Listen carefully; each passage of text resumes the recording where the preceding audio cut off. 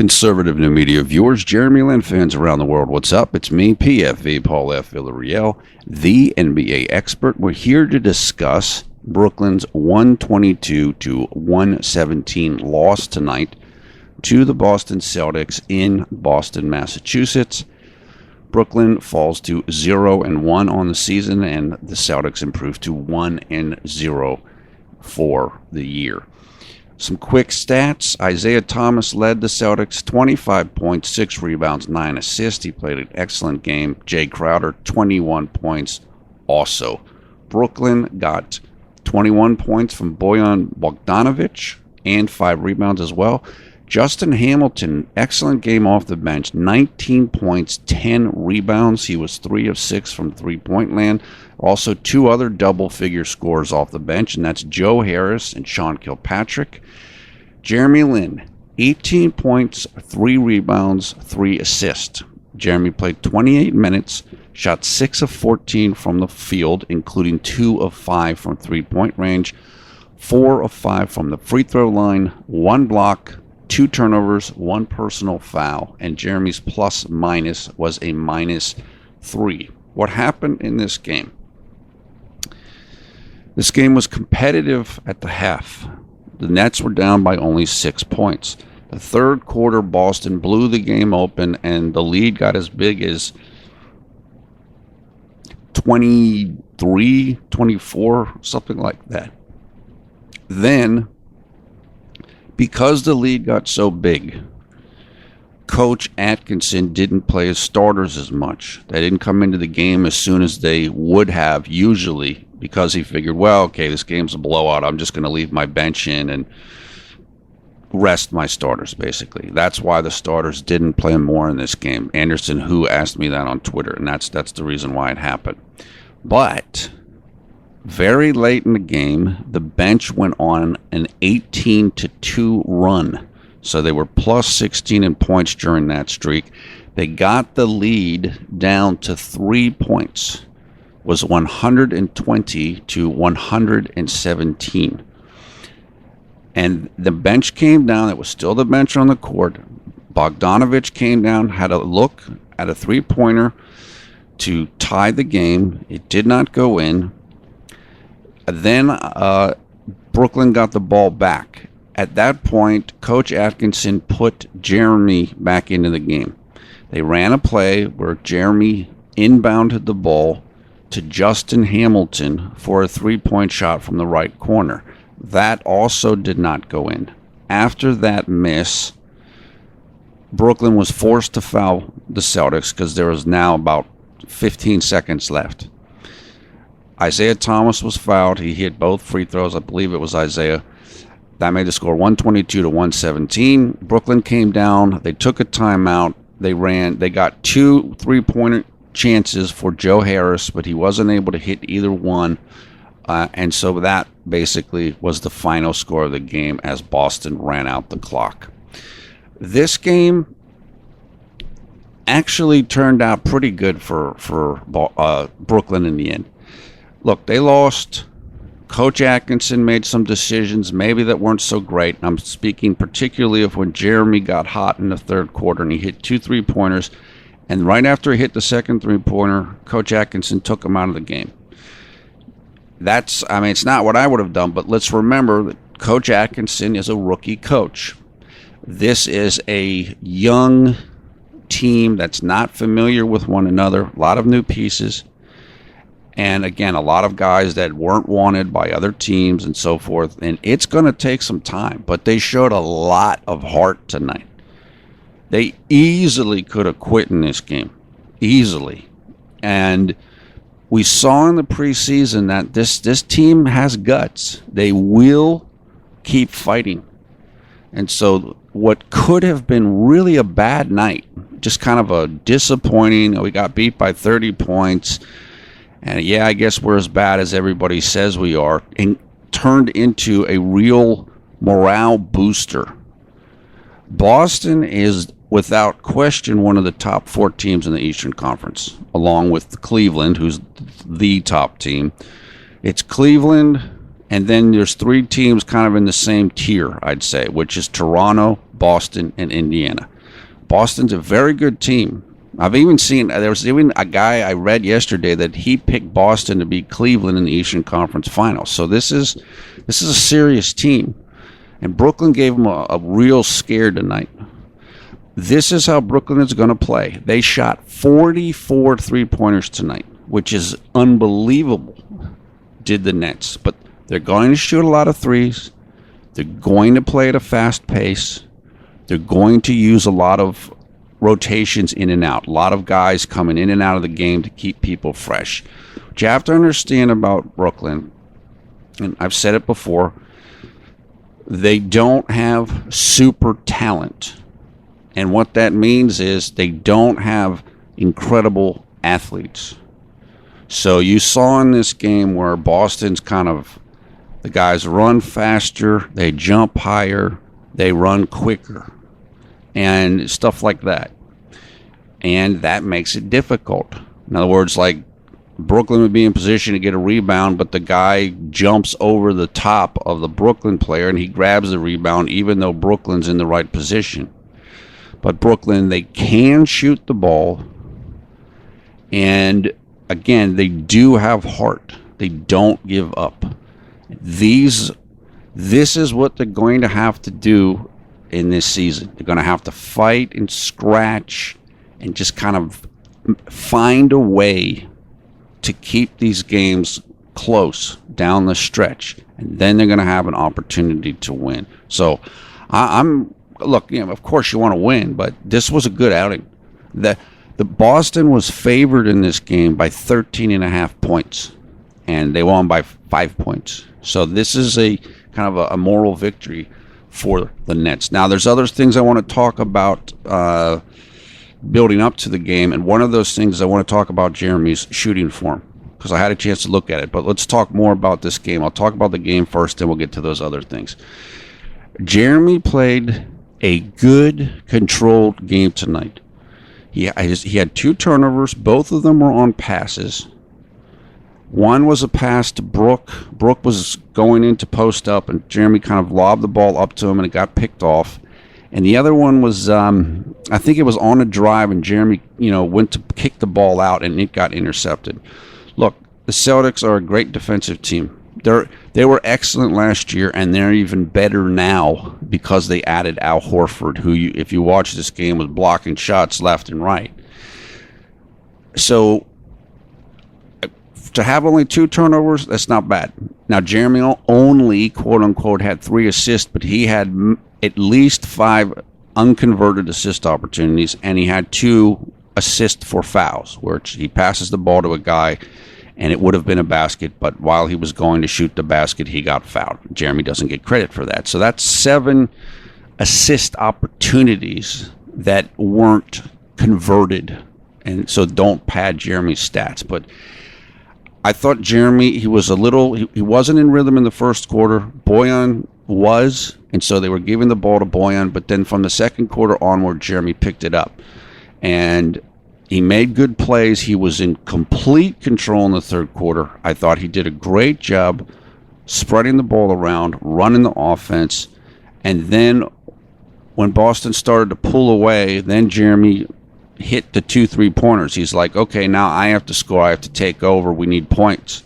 And he did that. But then, as we said, right after that, with about 4 minutes left in the quarter, Coach Atkinson pulled him out. Okay. Well, that's about it. Jeremy, look, 18 points, 3 rebounds, 3 assists in 28 minutes. Good. Shooting was good.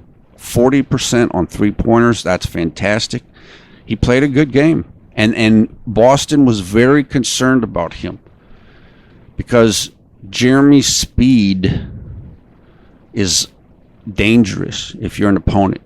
And so what they were doing was they were trapping and double-teaming Jeremy a lot. The reason why they were doing that was they didn't want him to get momentum going towards the basket. And you'll hear the term, quote unquote, going downhill. In other words, you've got momentum and you've got force going to the rim off the dribble, and Boston didn't want to let Jeremy do that because That's how Brooklyn succeeds. Either Jeremy scores or he draws a double team driving and he kicks the ball out to open shooters. Boston knew that. They worked very hard to limit Jeremy, and that's what they should do. And it's helped to control Jeremy in the Nets offense a bit. But still, Jeremy played great. His poise looked really good. His shot looked really good. He had an excellent game. This was a really good start to the season for him. So I guess that's about it for the game. Look, it's like I said. I mean, it's tough to lose, but it's hard to be upset with this. Again, I mean, the Nets are supposed to win 21 games this year. They put up a really good effort. They didn't give up. Jeremy played well. The bench scored a ton of points in this game. They scored like 50 points. If you get 50 points from your bench, that's pretty darn good. It's just like I said, they have athletic challenges. They have to play very hard. They have to play very smart to be able to compete with some of these better teams, but they did that tonight. So I'm pleased with the performance. I really am. Now let's move on to what I was talking about, like some of these other things building up to the game. The first thing I want to say, and I mentioned this before when I made my video earlier about I'm out of the mix and everything, is I told you that I have been blacked out of Brooklyn games because of where I live. For some reason, I'm not blacked out anymore. I have no idea why they changed that. Last year, I was blacked out of games in Philly, and I was blacked out of games for the Knicks and the Nets. So basically, blacked out of New York City games, blacked out of Philadelphia games. Now I'm not. I am blacked out of Philadelphia, but I am not blacked out of New York, and that's why I'm able to watch these games. That's why, and it's part of why I didn't think I would make any videos, because I didn't think I was going to be able to watch anything. Fortunately, now I am able to watch things. At least at this time, my living situation might change relatively soon, and then that's a different thing. But at least for now, I can watch the game. So great. Like I said, thanks NBA. I don't know why you changed it, but I'm glad you did. Jeremy did an interview with Newsday newspaper in New York, and in that interview, he said that he totally trusts Coach Atkinson.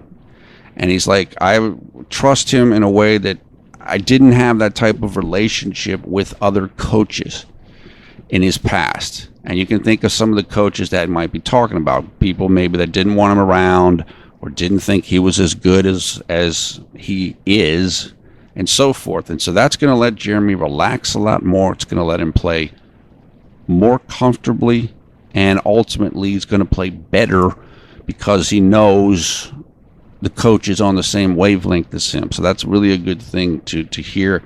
And look, this might not have been Coach Atkinson's finest performance tonight, but remember, he's a rookie.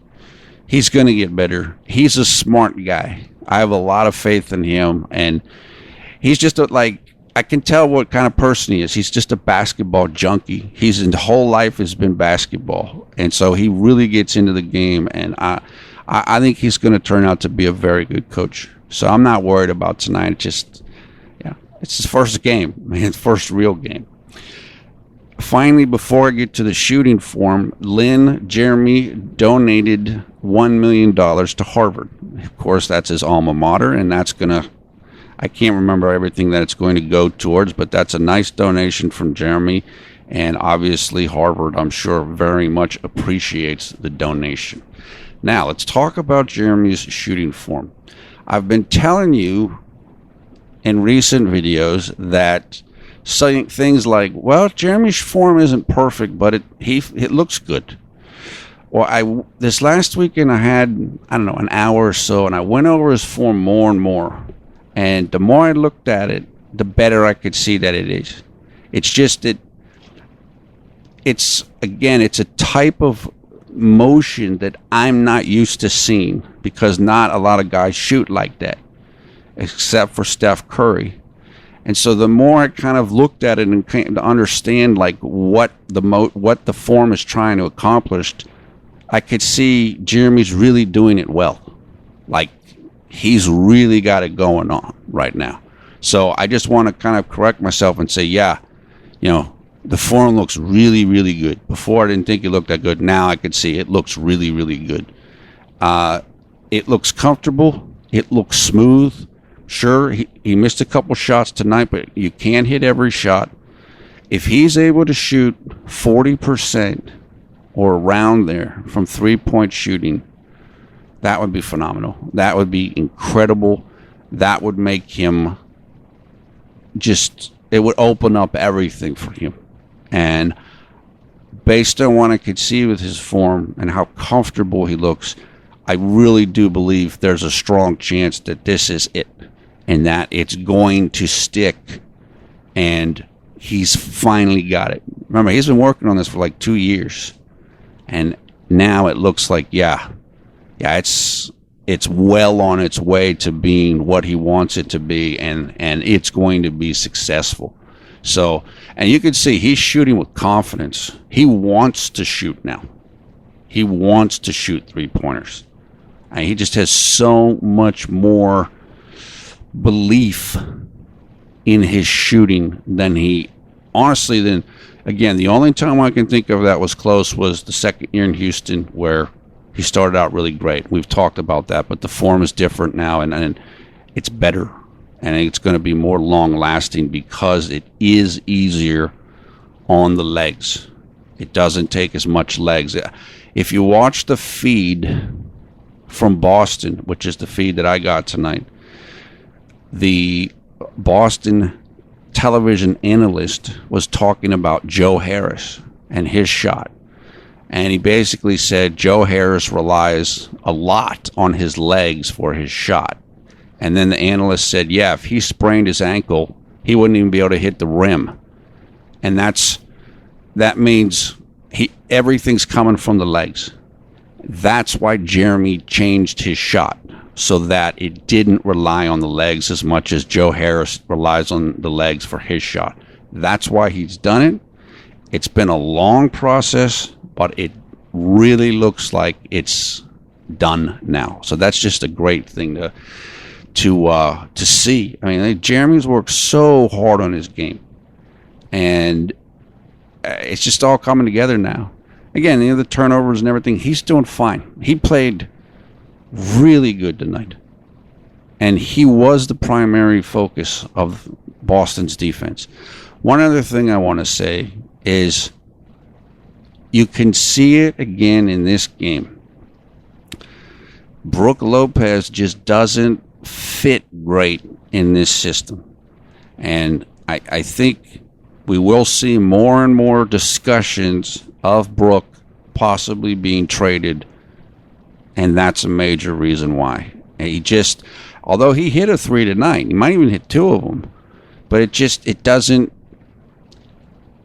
just not his strength to play in a system like this. And this is what's happening in the NBA. You have centers that are used to playing close to the basket and doing post-up moves, and now the NBA is going away from that. And so these guys, they're trying to adapt. It's like Al Jefferson last year.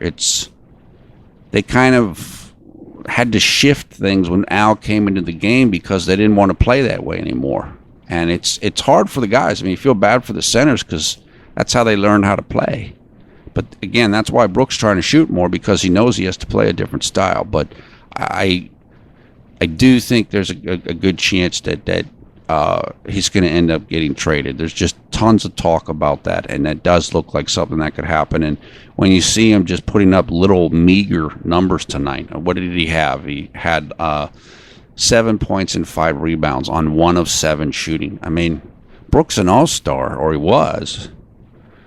This just might not work out, and I think that's the Nets know that. They've been thinking about this for a while, and be honest, Brook probably feels that way too. Like, well, he can't really do what he does in this system. So we'll just keep an eye on that as the season goes along. Okay, that is it for now. Let's talk about the next game. The next game will be the Brooklyn home opener. So they're playing in Brooklyn at Barclays Center. I know there's a bunch of people who are JLin fans who are going to get together and go to that game. I certainly wish them all the best. I wish I could be there. Unfortunately, I can't right now. It should be a fun time. I'm looking forward to hearing stories from people and maybe seeing pictures if you guys take pictures and everything. It should be a really great time. And it's just so nice. I mean, we've all followed Jeremy for years now. And it's like his team, he's back in New York City. The fans get to go there and enjoy it. And it just should be a lot of fun. It just should be a lot of fun. So I hope everybody enjoys it. I can't wait to watch it. That game is on Friday, October 28th. Again, it will be at Barclays Center in Brooklyn, New York. That is 2 days from now. So tomorrow they're off. 7:30 p.m. Eastern Time, and they will be taking on the Indiana Pacers, as it should take place on Yes Network and on League Pass. As I mentioned earlier, Indiana is a very good team. Also, Indiana plays fast, like Brooklyn does. So this should be a shootout. Hopefully the Nets will be feeling good. They should feel good after tonight's effort, but they're going to need to be prepared because Indiana is a powerful opponent. I'm sure Indiana will be favored, and they should be favored. But very much looking forward to that game, like I said, and looking forward to all the fans being able to go and be a part of that, the JLin fans. So that's about it. I will try to get down to the comments. I was on Twitter tonight during the game, and I'll go there to kind of wrap up tonight after we finish this video. But look, I think it was a successful debut for the Nets. They learned something about themselves tonight. I told you in the last preseason game, what the bench has to do is they have to keep their confidence.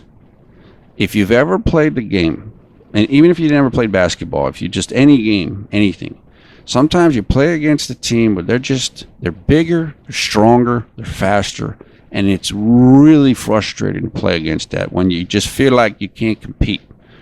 And the Nets bench, and some of the starters too, but particularly the Nets bench is going to have to deal with that all year. And so you have to keep your morale high, even though you can't do everything that your opponent can do. You can still win. You can still succeed if you play smart and if you play hard.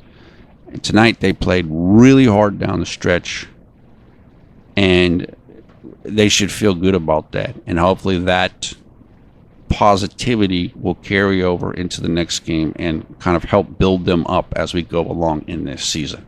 Okay, that is it for now. Hope you're having a great night or great day around the world, wherever you are, whenever you watch this video. Take care. We will talk to you again soon. 2 nights from now, Brooklyn versus the